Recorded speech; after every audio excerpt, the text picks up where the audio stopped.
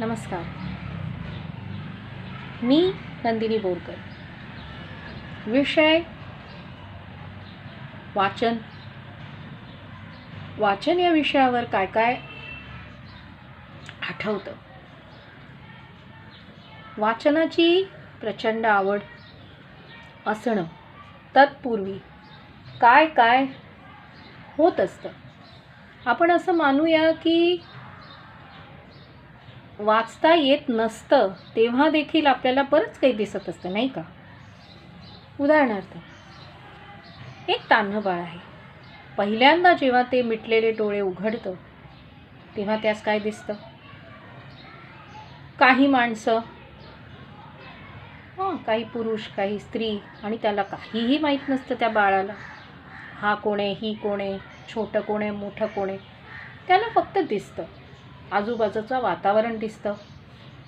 आणि समजा त्याला आपण वेगवेगळ्या पद्धतीने हाताळतो किंवा धरतो, अशा वेळी ते लुक डोळ्यांनी नुसतं पाहतं. कारण कसं आहे की तुम्हाला 9 महिने किंवा त्याहून अधिक किंवा कमी काळ काहीच माहीत नसतं. जाणीवा असतात पण दिसणं हे माहीत नसतं. त्यावेळेससुद्धा अक्षरं, लिहिलेलं, त्याच्यानंतर चित्र हे सगळी दिसतातच. परंतु त्यावेळेस काही आपल्याला लिहिता, बोलता, वाचता येत नसतं, भाषा माहीत नसते. त्यावेळी सर्वसामान्य बाळ असेल तर नुसते आवाज ऐकू येतात, बरेचसे दिसायला लागतं. हे सगळं बाळासाठी नवीन असतं. बाळाला स्वतःचं रडणं पण नवीन असतं. हा माझा आवाज आहे इतपत माहीत नसतं. त्यानंतर हळूहळू अशा गोष्टी घडतात की आपल्याला ठराविक माणसांचे आवाज ऐकायची सवय होते. आणि नंतर आपण जेव्हा जे आपले चिकित्सक असतात त्यांच्याकडे नेहमी जातो, आपण म्हणजे आपल्या आईबरोबर, आजी आजोबाबरोबर किंवा वडिलांसोबत, किंवा आपण असं मानू की आपला सांभाळ जी व्यक्ती करते त्या व्यक्तीसोबत, की आया, ताई, कुणीही असे, बेबीसिटर असे, शिक्षक, शिक्षिका, ही मंडळी पण कधी आपल्याला डॉक्टरकडे घेऊन जातात, नाही का? लहान मोठं भावंड, काका, मामा असे. तर यांना पाहण्याची सवय लागते. आणि असं नाही होत की अगदीच आपल्याला दिसतं म्हणून आपल्याला कोणी किंवा ए असं काही कुणी दाखवत असतं. दाखवू नये असं नाही, पण दाखवत असतं असंही नाही. कधीतरी आपल्या घरच्यांना वाटतं की ठीक आहे, सर्वप्रथम असं होणार की आपण बोलू, बाळे बोलणार. आणि नंतर जेव्हा आपल्याला दिसतं की काही आ ई ए मामा पापापासून ते बाळ अक्षर किंवा क म हे असं बोलायला लागलेलं आहे, थोड्या दिवसांनी मग आपण अक्षर ओळख करण्याच्या दृष्टीने त्याआधी आपल्याला त्या साधारण आपण असं मानू की 9, 10, 11 महिन्याच्या बाळाला अजून काही आपल्याला का आपण शिकवू नये हा विचार करून इतर गोष्टी शिकवण्याच्या दृष्टीने प्रयत्न करू लागतो. काहीतरी पाटी, काडी, पेन्सिल असं काहीतरी वेगवेगळ्या गोष्टी हाताळायला देतो आणि लिहिण्यासाठी काहीतरी देतो. आणि मग आपण हळूहळू दाखवतो की हे ते अमुक तमुक, अ लिही, ए लिही, कसं काढायचं, कसं गिरवायचं, हे सगळं शिकवतो. तर ही सगळी प्रक्रिया वाचन, लेखन आणि बोलणं ह्याच्याशी संबंधित आहे. आता आपण हा विचार करू की सर्वप्रथम काय आलं. सर्वप्रथम आलं जाणीव. सर्वप्रथम जाणीव आली की माझ्या आजूबाजूला एक बंद व्यवस्था होती, ज्याच्यामध्ये मी नुसतीच वेगवेगळ्या पद्धतीने हलत होते, अशी तरंगत होते. आणि अजून काही श्वास घेणं म्हणून असतं हेही नव्हतं. मग आलं श्वास घेणं. त्यानंतर आजूबाजूला काहीतरी काळोखातून उजेडाकडे माणसं दिसली, मग आवाज आले. काही काळानंतर मला वाटतं बाळाला बराच काळ जावा लागतो हे कळायला की हे जे काही हे जे काही रडणं आहे, टेहो जे आहे, ते माझं रडणं आहे. ते काळ बाळ रडत असतं काहीतरी हवंय म्हणून, किंवा हसत असतं, त्याला त्याच्या माहीतच नसतं की हे माझं असणं रडणं आहे, एवढी जाणीव नसते.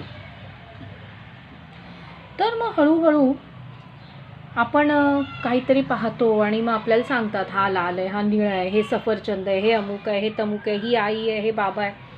माणसांची ओळख, नात्यांची ओळख, वस्तूंची ओळख, त्याच्यानंतर काय हवं आहे काय नको अशा सगळ्या गोष्टी शिकवल्या जातात.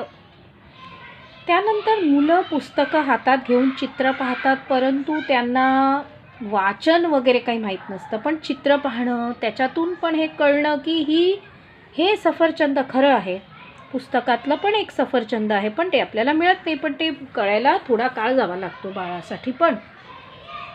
आणि त्यानंतर हळूहळू पुढे जाऊन साधारण 2.5-3 वर्षाच्या बाळाला जर अक्षरं ओळखता येऊ लागली, अक्षरं जुळवून शब्द म्हणता येऊ लागले, कळायला लागलं की हे लिहिलंय ते करम आहे किंवा वॉट किंवा वॉटर, अशा सगळ्या गोष्टी हळूहळू यायला लागल्या आणि शब्दांची जुळवाजुळव करून व्यवस्थित एक वाक्य म्हणायला यायला लागलं. त्यानंतर सुरू होतो वाचन प्रपंच. तर सुरुवातीला अतिशय सोपी आणि ज्याचा अर्थ कळू शकतो, जी वाचतानाही प्रत्येक शब्द कानावर आपले पडतात आणि ते कानावर पडणारे शब्द आपल्याला कळतात, असं जेव्हा होतं तेव्हा काही दिवसांनी जर आपण अवघड भाषा, थोडीशी अवघड भाषा, थोडीशी जास्त चित्र, थोडीशी जास्त माहिती असलेली पुस्तकं मग मुलांना देतो. तर हा प्रवास खरा आमचाच आहे, माझ्याकडचा, माझ्या आई बाबांचा तसाच असेल. तर त्यांनी माझ्या दृष्टीने जे केलं आहे ते पुस्तकं घरात असायची, पुस्तकं पुस्तकालयात असायची आणि पुस्तकं पुस्तकालयातून आणून आम्हाला वर्गात लायब्ररी पिरियडमध्ये दिली जायची. या पिरियडमध्ये हे पहा, कधी वाचन करून घेतलं जायचं. घरात साधारण 1ली, 2री, 3री ह्या काळात शाळेची जी सोपी भाषा असलेली, सोपी माहिती असलेली पुस्तकं वाचताना असं वाटू लागलं की अजून वाचावं. त्याला कारण केवळ हे नाही की त्याच्यातून माहिती मिळते. गोष्टीची पुस्तकं असतात, त्यामुळे असं वाटतं आणि ती आपल्याला एका विश्वात घेऊन जातात की माझ्याकडे काही बाबा आहेत आणि गोष्टीच्या पुस्तकात ते काही बाबा आहेत. लहानपणी तर काल्पनिक बऱ्याच गोष्टी असतात. प्राणी बिणी बोलतात, प्राणी दुकानदाराशी बोलतात, माणसांशी बोलतात, हे सगळं त्यावेळेस खरं वाटतं. तर ही सगळी पुस्तकं 1ली, 2री, 3री आणि आमच्या जिथे आम्ही राहत होतो तिथे रशियन पुस्तकांचं एक प्रदर्शन भरत असे आणि त्याच्यात प्रत्येक पुस्तक अर्ध रशियन भाषेत, अर्ध इंग्रजीत असायचं, कधी हिंदीतही असायचं. कारण रशिया भारतीय भाषांमध्ये रस घेणारा देश कायमच होता आणि मैत्रीपूर्ण संबंध होते. तर ही पुस्तकं स्कूल नंबर 1 इथे आम्हाला पाहायला मिळत असत आणि आम्ही जायचो आणि पुस्तकाच्या त्या ठिकाणी जिथे विक्री होत असे आम्ही हरवून जायचो नुसते. मी तर हरवून जायची, किती पुस्तकं घेऊ किती नको. माझी तर गंमत अशी व्हायची की कधी आपल्याला कोणी तिकडून हाकलवून तर नाही लावत, उभ्या इथे तिथे फिरत असताना एखादं पुस्तक घेऊन तिथल्या तिथे काही गोष्टी पण पटापटा वाचलेल्या पण आहेत. तेव्हा काही क्रॉसवर्डसारखा प्रकार नव्हता, परंतु ते पण केलं आहे आणि कोणी थांबवायचं नाही. कारण जी विकणारी, जी तिथली व्यवस्था पाहणारी माणसं होती त्यांनाही वाचणारी मंडळी हवीच असतात, कारण ते स्वतःही तसेच असतात. हे झालं तिकडचं. लायब्ररीचं असं असायचं की लायब्ररी पिरियड असायचा, अशा एका रांगेत आम्ही सगळे जायचो. मग आम्हाला ज्याला आपण ग्रंथपाल म्हणतो त्या किंवा ते पुस्तकं देत असत, कार्ड असायचं. आणि लायब्ररी पिरियड म्हणजे काय आनंद, मनासारखी पुस्तकं वाचायला मिळणार. मग आम्ही म्हणजे मी भराभरा वाचायची. तर नंतर पुस्तकं मला सांगितलं जायचं की ही पुस्तकं तुम्ही नेऊ शकता. तर माझ्या माहितीप्रमाणे मोठेपणी मी नॅशनल जॉग्राफिक होतं म्हणून ते आणायची. लहानपणी ज्याला आपण कथा, वेगवेगळ्या परिकथा, विविध विषयांवरची पुस्तकं आणायची. मोठेपणी मग आपल्या कामाची पुस्तकं, अभ्यासाची पुस्तकं आणायची. घरात असं असायचं, लोकप्रभा, लोकसत्ता, कधी महाराष्ट्र टाइम्स, कधी रविवारी टाइम्स ऑफ इंडिया, अशी वेगवेगळी वर्तमानपत्र, नियतकालिकं अशी आमच्या घरात असायची. कधी कुणी भेट दिलं तर पुस्तक तेही असायचं. त्याच्यानंतर आधीची पुस्तकं, दिवाळी ग्रंथ, शतायुषी, त्याच्यानंतर धनुर्धारी, किशोर, लहानपणीची पुस्तकं आठवतात मला, टिंकल, चंपक, चंदामामा, अमरचित्रकथा. 7वी-8वीत तर वेडच लागायचं आम्हाला. लायब्ररी पिरियडमध्ये एवढं जाड, म्हणजे किती पुस्तकं ती बाइंड केलेली होती माहीत नाही, पण ती पुस्तकं आम्ही तुटून पडायचो त्याच्यावर वाचायला. नंतर मोठेपणी मग ॲल्फ्रेड हिचकॉक, नॅन्सी ड्रू, फेमस 5, आणि बाबांना वाटायचं की ही नॉवेल्स न वाचता क्लासिक्स आम्ही वाचावे. मला म्हणाले होते की अमुक अमुक वेळी तुला चांगले मार्क्स मिळाले तर संपूर्ण शेक्सपियर घेऊन देईन. पण आमच्याकडे शेक्सपियरचे होतं पुस्तक, लॅम्प्स टेल, आणि एक कुठलं तरी आम्हाला कॉलेजमध्ये होतं. त्यामुळे त्याच्यामध्ये मला वाटतं अँटोनिओ वगैरे पात्र आहे ते नाटक. तर ही पुस्तकं होती आम्हाला. सर्वात महत्त्वाची गोष्ट म्हणजे ही जी भाषेची पुस्तकं होती, हिंदी, इंग्रजी, मराठी साधारण 5वी, 6वी, 7वी, 8वी, याच्यात कथा असायच्या, कविता असायच्या.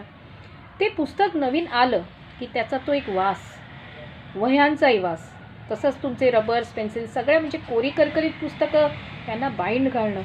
सगळ्यात महत्त्वाची गोष्ट अशी होती की पुस्तकं आधी बारीक असतात, मग जसं आपलं वय वाढत जातं आपण जरा जाडसर पुस्तकं हाताळू शकतो. आणि आमच्या घरात जी कायमस्वरूपी असलेली पुस्तकं होती ती स्तोत्रांची वगैरे तर होतीच.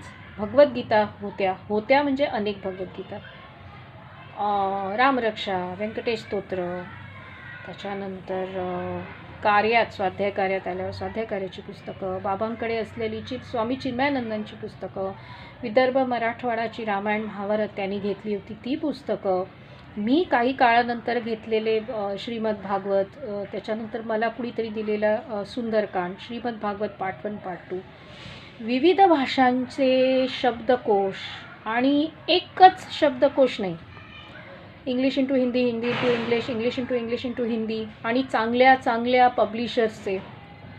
बाबा म्हणायचे भाषांतर करायचं असले तर चांगले शब्दकोश हवेत, त्याप्रमाणे ते आहेत. कोकणी शब्दकोश बाबांना काही काळापासून हवा होता, मग तो महत् प्रयास करून गेल्या वर्षी मी खपून NCPAकडून तो झेरॉक्स आणि बाइंडिंग करून घेतलं. त्याचप्रमाणे NCPAकडे अशी अन्य पुस्तकं पण मिळतात. अच्छा, आता प्रश्न येतो की घरात असलेली पुस्तकं आणि वर्तमानपत्र ह्यांच्याबद्दल आमच्या काय प्रतिक्रिया असायच्या. दर शनिवारी रविवारी वर्तमानपत्रांमध्ये अतिशय सुंदर ललित लेख आणि विविध विषयांवरचे लेख यायचे. ते मी आधी वाचायचे की तू, अशा पद्धतीने स्पर्धाच लागलेली असायची. रोजचं वर्तमानपत्र त्याबद्दल नाही, आणि त्याचे मग खास विशेष अंक यायचे, सप्लिमेंट्स, ते वाचायची स्पर्धा. आणखीन एक गोष्ट लहानपणापासून मग लक्षात आली की आवडीच्या कथा, आवडीची पुस्तकं, गाण्याची पुस्तकं ही बाजूला वगळून ठेवायची, विविध माहितीपर लेख त्याची कात्रणं कापून ठेवायची. आणि मला एक वेगळाच छंद लागला होता. सुंदर चित्र आली ना की ते अशा पद्धतीने कापायची की ते कुठे लावलं तर वाटेल की ते त्याच पुस्तकातलं चित्र आहे. आणि ही सवय मला बहुतेक माझ्या वडिलांकडून आली असणार, कारण त्यांना सवय होती ऑफिसमधली काही कामाची पुस्तकं आणि त्याच्यातली वाक्य चुकली तर बरोबर ते त्या टाईपचा साईज घेऊन आणि त्याची उंची पाहून की किती जागा व्यापलेली आहे त्यांनी, ते पूर्णपणे तशाच पद्धतीच्या त्या ओळी टाईप करून बरोबर त्याच्यावर चिकटवायचे. कारण मग तुम्हाला मग नवीन पुस्तक लागतं. असं मी त्यांना पुष्कळदा करताना पाहिलं आहे. आणि चांगली पुस्तकं त्यांना वर्तमानपत्राच्या पानांचं सप्लिमेंट तुकतुकीत असतं, आर्ट पेपरचं, त्याचं कवर किंवा बाइंड कसं घालायचं उत्तम पद्धतीने, पुस्तक पकडायचं कसं, जाड बाजू असते त्याला असा हाताचा सपोर्ट द्यायचा आणि पातळ म्हणजे जिथे कमी पान आहेत ते असं या हाताने असं धरायचं. या बाजूला जास्त पान असेल तर याला सपोर्ट द्यायचा आणि हे पान असं धरायचं. हे त्यांनी शिकवलं होतं. आणि झोपून पुस्तक वाचायचं नाही हे शिकवलं होतं. आणि आई म्हणायची आमच्या लहानपणी आम्हाला वाचनाची एवढी आवड होती की आम्ही गावी राहत असलो तरी कशाचंही वेष्टन असू दे, कुठेही काही लिहिलेलं असू दे, कुठेही काही पडलेलं असू दे, ती सवय मलाही होती. त्या सवयीचा मला काय बरं उपयोग झाला असेल. माझा एक मित्र आहे नवनीत कृष्णन व्यंकटेशन, जो आता खूप चांगला उत्तम असा कर्नाटकीय संगीत गाणारा गायक आहे. तर त्याची मुलाखत त्याच्या एका मित्राने घेतली होती इंग्रजी वर्तमानपत्रासाठी आणि ते सप्लिमेंटमध्ये किंवा मुख्य पेपरमध्ये आलं होतं. तर काय बरं झालं असेल, अत्यंत म्हणजे इथे तिथे शोधून शोधून शोधून ते काही मला सप्लिमेंट मिळालं नाही. पण माझी सवय जी होती त्यामुळे असं झालं की वडील माझे इस्त्रीचे कपडे घेऊन आले होते. तर मला सवय होती काहीही आलं की काय आहे इंग्लिश पेपर, आता आपण जर रोज मराठी पेपर घेत असू तर इंग्लिश पेपर आला की काही विशेष आहे का हे पाहायचं. त्याप्रमाणे मी तो पेपर जो आहे तो उघडून पाहिला. त्यात मला काय दिसलं असेल तर त्याच्यामध्ये ती मुलाखत जी मी शोधत होते ती मला मिळाली. आणि मला अत्यानंद झाला आणि ही गोष्ट मी लगेच त्याला सांगितली. पण त्याचप्रमाणे मला आठवतं की दिवाळीचे जे अंक यायचे त्याच्यात कथा असायच्या. तर या कथा आई वाचायची, मी वाचायची, प्रत्येकाच्या आवडीप्रमाणे. काही राजकारणावर असेल, काही व्यंगचित्र असतील. ती आम्हाला प्रथम व्यंगचित्र म्हणजे काय हे सगळं पाहण्याची सवय लहानपणीच झाली. आता काही खिडक्या असलेले आवाजसारखे अंक किंवा अन्य कुठले अंक हे पण एक प्रकारच आहेत दिवाळी अंक म्हणा असे. आणि आईकडे एक 2 महिला यायच्या, त्या वेगवेगळे मराठी पातळ जे अंक ते घेऊन यायच्या. त्याच्यानंतर वाङ्मय शोभा हे सगळे, ललना, माहेर हे अंक. आणि काही अंक हे ते दिवाळीला पण उत्तम येत असत तर ते आम्ही घ्यायचो. पण विशेषतः किशोर कुंज हा अंक असायचा, ठकठक. आणि किशोर कुंज बरीच वर्ष आम्ही घेत होतो, दिवाळी अंक बरीच वर्ष घेत होतो. आणि जेव्हा जेव्हा सण आले की ते येतात, त्या ह्याचा विशेषांक त्याचा विशेषांक हे लोकसत्तेत कळत असे की वसंतराव देशपांडेवर काहीतरी आले, अजून कुणावर काहीतरी आले, ते आम्ही अंक घेत असू. अगदी मग वुमन सेरा अजून कुठले अंक त्याच्यातही काही विशेष आलं, गृहशोभा आम्ही घ्यायचो बरेच काळ, सरिता घ्यायचो बराच काळ. कधी कधी गावी जाताना त्यावेळेस जे फिल्मफेअर किंवा असे काही अंक क्वचित, म्हणजे फक्त प्रवासापुरते वाचायला तिकडे मग विरंगुळा म्हणून. आणि मला सवय होती की माझ्याकडे जर एखादा कथासंग्रह असेल तो मी मुद्दाम घेऊन जायची. आणि आवडीचा म्हणजे आर्म्स अँड अ मॅन किंवा प्राईड अँड प्रेजुडिस किंवा 3 मस्किटियर्स हे माझ्याकडे असायचेच. मला जेन ऑस्टिनच्या कथा आवडतात, वाचन करायला शेक्सपियरची भाषा आवडते, तर हे सगळं मी घेऊन जात असे. आत्ता मोठेपणी मग बाबा सांगायला लागले की हे पहा, वाचन हे अफाट असलं पाहिजे, भगवद्गीता ही काही म्हातारपणी वाचायची गोष्ट नाही. मग आता कॉन्स्टिट्यूशन ऑफ इंडिया वाचलं पाहिजे, त्याच्यानंतर इंडियन पिनल कोड हे पुस्तक आमच्याकडे आहेत, वाच तू म्हणायचे. त्याच्यानंतर विविध जे काही विवाहाचे काही कायदे आहेत, अन्य काही कायदे आहेत, ह्यावर पुस्तकं मिळतात ती वाच. त्याच्यानंतर ते म्हणायचे की उगाच वेळ काढण्यासाठी पुस्तकं वाचण्यापेक्षा माहितीपर पुस्तकं वाचायची. मनोरमा इयरबुक आहे, त्याच्यानंतर इंडिया म्हणून एक दरवर्षी पुस्तक येतं ते वाचायचं, अशी पुस्तकं ते आणत असत. त्यानंतर संगीतात आल्यानंतर संगीताशी संबंधित संगीत कला विहार किंवा आमच्या ज्या विषयामध्ये मी मेजर केलं त्या विषयाची पुस्तकं, बरीच अशी पुस्तकं किंवा गाईड्स जी शाळेत वापरली होती आणि जी मला उत्तम वाटली, त्यातल्या कथा वगैरे, ती मी टाकली नाहीत कित्येक वर्ष.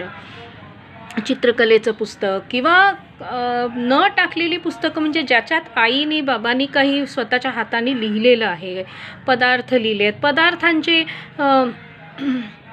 दर कुठल्या तरी अंकामध्ये पदार्थ यायचे विशेष अंक ते ठेवणं, काही वेगवेगळ्या विषयांवर म्हणजे मोठे मोठे जे लोक आहेत त्यांच्यावर काही विशेष अंक आले ते ठेवणं, असे पेपर्सचे कटिंग्स ठेवणं, कम्प्युटरवर माहिती आली त्याची कटिंग्स ठेवणं, हे कटिंग्स ठेवणं हा प्रकार तर मोठ्या प्रमाणात माझा होता.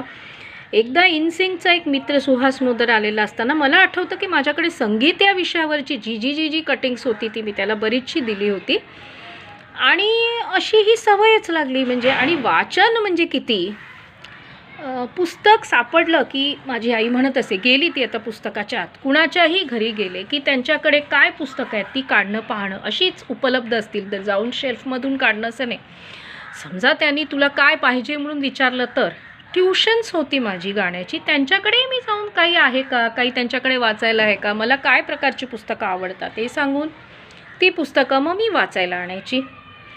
त्यानंतर बाबांच्याकडून Asiatic library, British council library, मग दादर सार्वजनिक वाचनालय, अन्य कुठल्या वाचनालयांना भेटी दिल्या. पण आपल्या कॉलेजचं वाचनालय एकतर SNDT आणि विवेकानंद कॉलेज, माझ्या मते काही पुस्तकं मी विवेकानंद कॉलेजला दिली होती, पण SNDTमध्ये गेल्यावर माझा विषय नसतानाही संगीतेतर पुस्तकं मी आणत असे. ती म्हणजे प्रल्हाद केशव अत्रे यांची काही पुस्तकं, अजून कोणकोणते लेखक आहेत त्यांची पुस्तकं, आणि मी ती आईबाबांना वाचायला द्यायची. अशा पद्धतीने वाचन फुलत गेलं. आणि संगीत क्षेत्रामुळे चांगल्या चांगल्या कवींच्या रचना ह्या अनुभवता आल्या, ऐकता आल्या. आणि एक सवय होती मला, दरवेळेस आपण चाल ऐकतो आणि शब्दांकडे दुर्लक्ष करतो असं माझं कधी झालं नाही. पण माझी गंमत अशी होती की गाणं ऐकताना शब्दांकडे लक्ष जाण्याच्या ऐवजी आजूबाजूची माणसं जी बोलतात, विशेषतः आमच्या एक शेजारी होत्या मंजू ओझा म्हणून, त्यांची भाषा शुद्ध होती, तर त्यामुळे मला बराचसा उपयोग झाला. म्हणजे भोजपुरी म्हणा, ब्रज भाषा म्हणा, ह्यातले काही अर्थ माहिती असतील, माहीत करून घ्यायचे असतील तर त्या सांगत असत मला. आणि जी मंडळी माझ्या आजूबाजूची शुद्ध भाषा बोलत असतील, शुद्ध म्हणजे शुद्धपेक्षा सलग एका भाषेत बोलत असतील, मध्येच इंग्रजी मध्येच मराठी, बाबांनी आवडत नसे भाषेची सरमिसळ केलेली, ते असं म्हणायचे की इंग्लिश बोला, पाहिजे तर 2-4 वाक्यानंतर मराठी बोला, पण इंग्लिश बोलताना सलग इंग्लिशमध्ये बोला, मराठी बोलताना मराठीत आणि हिंदी बोलताना हिंदी. तर मी MA करीत असताना माझं भाषांतराचं काम बऱ्याचदा बाबा करायचे आणि मला म्हणायचे की माझं काही फार इंग्रजी चांगलं होतं आधीपासून असं नाही.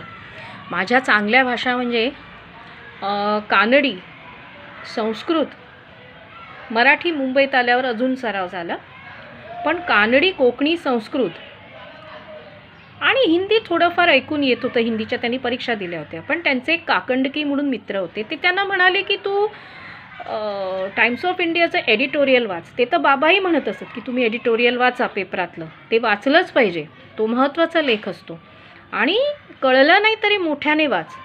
आणि मला स्वतःला असं वाटतं की आपण कोणत्या लयीत बोलतो.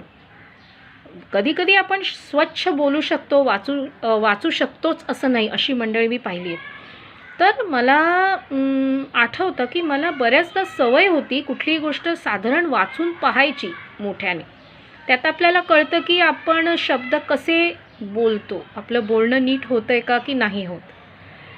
आणि ही सवय अशी आहे की काही माणसं अगदी बोलतानाही अगदी तसेच, वाचताना आपण बोलतो तसेच बोलत असतील असं नाही, पण बोलताना एक लय असते, वाचतानाही ती असावी, लिहितानाही असावी, आणि एक सुसूत्रतेने हे सगळं झालं पाहिजे. मराठी भाषा आम्ही घरी बोलत नव्हतो, पण आम्ही मराठी महाराष्ट्र टाइम्स वाचायचो, लोकसत्ता वाचायचो, कधी सकाळ कधी सामना, ही सगळी वर्तमानपत्र वाचणं, आणि काही नातेवाईक जे आमचे मराठी बोलायचे त्यांचं मराठी ऐकणं.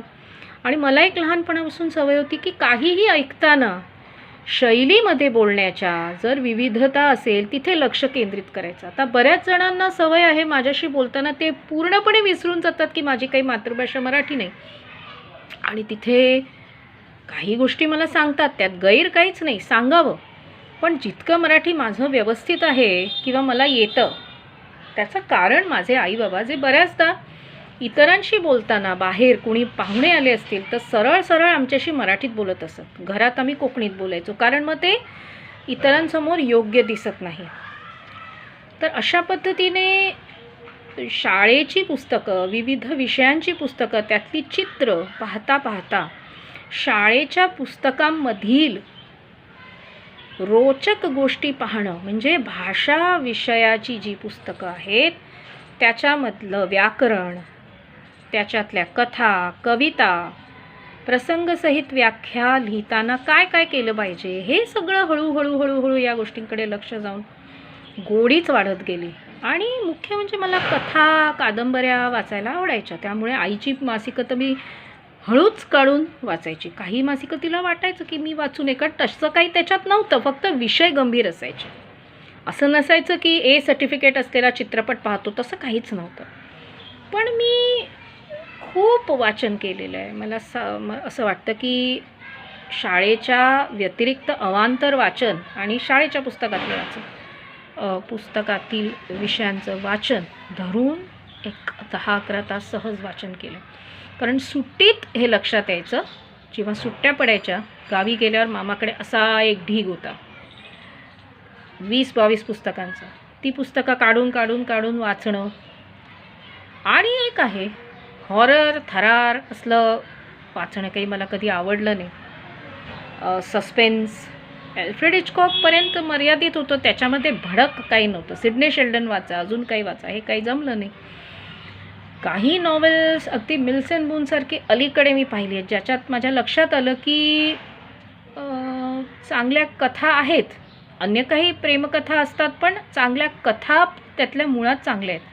सिरियल्स पण मला तशीच आवडायची, पण कुठलंही सिरियल, कुठलंही काहीही पाहताना ऐकताना माझं लक्ष भाषेकडे जायचं.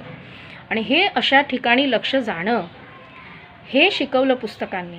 पुस्तक म्हणजे काय, आयुष्यात सगळ्यात माझी आनंदाची एक कल्पना जी आहे तीही होती की भरपूर पुस्तकं असावी आणि मध्ये मी, किंवा पुस्तकालय आणि मी, किंवा पुस्तकालयातली नोकरी आणि मी. तर त्यामुळे NCBAच्या लायब्ररीत छान वाटायचं. सर्वात छान मला तिथेच वाटलं. त्यानंतर एखाद्या पुस्तक प्रदर्शनात गेल्यावर छान वाटायचं. त्यानंतर साहित्य संमेलन जेव्हा दादरला होता तर वर्ष आठवत नाही, तिथेही किंवा एकंदरच पुस्तक प्रदर्शने पाहायला जायचो आपण. उर्दू शिकताना किंवा अन्य ठिकाणी हे ढीग असायचे पुस्तकाचे. तर आई बाबा म्हणायचे की ही सगळी पुस्तकं जी तुला दिसत आहेत, म्हणजे मला शोधावं लागायचं. अशा प्रदर्शनांना सुरुवातीला ते घेऊन जातच असत आम्हाला, दादर असो, सुंदराबाई हॉल असो, कुठे असो. चल आता, तर मी हे घे ते घे म्हणून मागे लागायची असं नाही, पण किंमत कमी असेल तर नक्कीच की हे घे ते घे, आणि ते घेतही असत. ते नेहमी म्हणायचे की माणसाकडे चांगले कपडे, म्हणजे ढिगानी साड्या आणि ढिगानी उंची कपडे नसले तरी चालेल, पण घरात चांगली पुस्तकं असली पाहिजेत. त्यामुळे आजही कुठलंही पुस्तक असं पटकन काढून देताना मनाला दुःख होतं. अगदीच जर काही पुस्तकं कुणी नुसतीच दिली असतील आणि नुसतीच ठेवली गेली असतील, त्यांचा अपमान होतो असं नाही, पण ती वाचलीच जात नसतील तर मग ती कुणाला तरी मी देऊन टाकते. तशी माझ्याकडे काही 2-3 पुस्तकं होती हल्ली, तर ती मी देऊन टाकली. आणि अजून काही आता पुस्तकं आहेत, त्यातली वाचन करून कोणती ठेवायची कोणती नाही. असं कधीच घडलं नाही की या विषयात आपण बॅचलर्स केले तर ती पुस्तकं फाडून टाका, रद्दीला द्या. बरीच वर्ष मी माझी सायकोलॉजीची पुस्तकं ठेवली होती. त्यानंतर मग मला माझ्या वहिनीला ती देता आली, कारण तिचा तो विषय होता. आणि त्यांच्याकडे असलेली संस्कृतची पुस्तकं मी घेऊन आले. बऱ्याच वेळा बऱ्याच ठिकाणी बऱ्याच मंडळींकडे अशी काही पुस्तकं असतात, एकाच्या ऐवजी 2-4 असतात, ती आणता येतात. आता माझ्याकडे अशी काही पुस्तकं पण आहेत जी कोणी लिहिलेली मला दिली आहेत, ती वाचून झाली आहेत, ती चांगली पुस्तकं आहेत, ती कुणाला देता येतात. परंतु एक इच्छा आहे की चांगली पुस्तकं असणं आणि पुस्तकांची कपाटं आणि त्यात पुस्तकं असणं, आणि त्याच वेळी एकाच वेळी हे होत असताना वाचनाची आवड असणं, या अक्षरशः भिन्न गोष्टी आहेत. अशी खूप मंडळी असतात ज्यांच्याकडे पुस्तकांची आवड आहे, वाचनाची आवड आहे, आणि पुस्तकं नीट ठेवली आहेत, हे एक असतं.